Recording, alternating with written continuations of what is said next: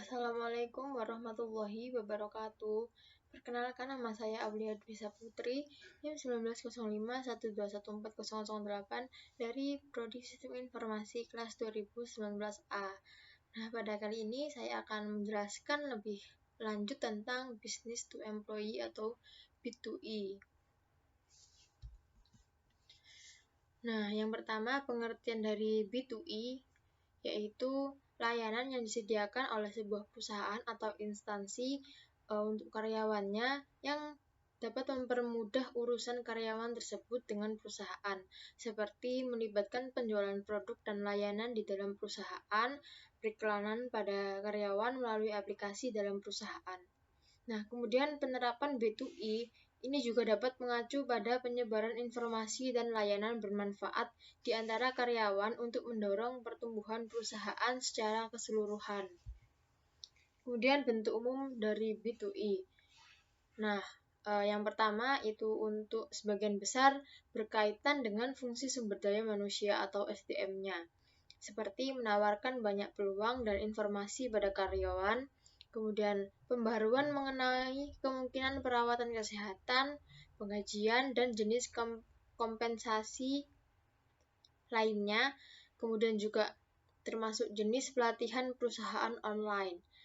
Dan juga penyebaran pesan atau pengumuman di seluruh perusahaan.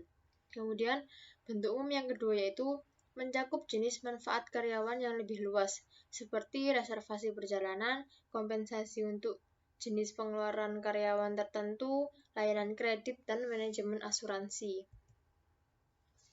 Nah, sehingga dapat disimpulkan bahwa jenis layanan B2E ini memungkinkan karyawan mengakses portal khusus yang berisi informasi yang diperlukan oleh karyawan itu tadi.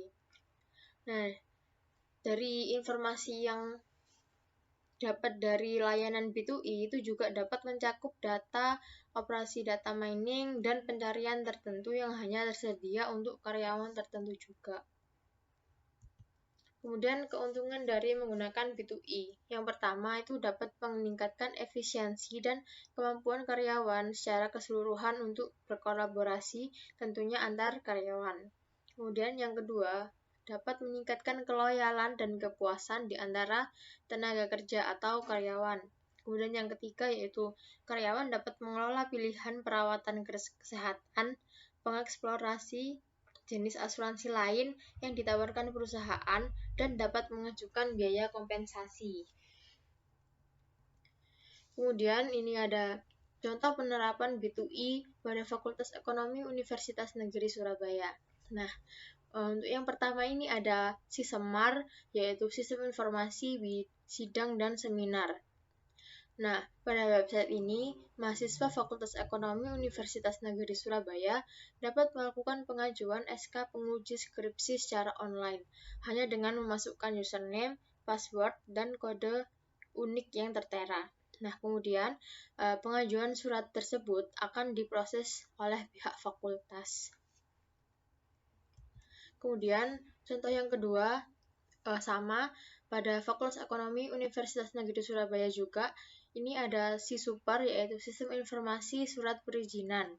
Nah, pada website ini, mahasiswa Fakultas Ekonomi Universitas Negeri Surabaya dapat melakukan pengajuan surat penelitian, PKL, surat keterangan, surat studi pendahuluan, dan beragam jenis surat lain secara online. Nah, si mahasiswa tersebut itu bisa mengaksesnya hanya dengan memasukkan username, password, dan kode unik yang sudah tertera. Nah, untuk kemudian pengajuan surat akan diproses oleh pihak fakultas. Mungkin itu saja penjelasan dari saya tentang penerapan B2E pada Fakultas Ekonomi Universitas Negeri Surabaya. Terima kasih. Wassalamualaikum warahmatullahi wabarakatuh.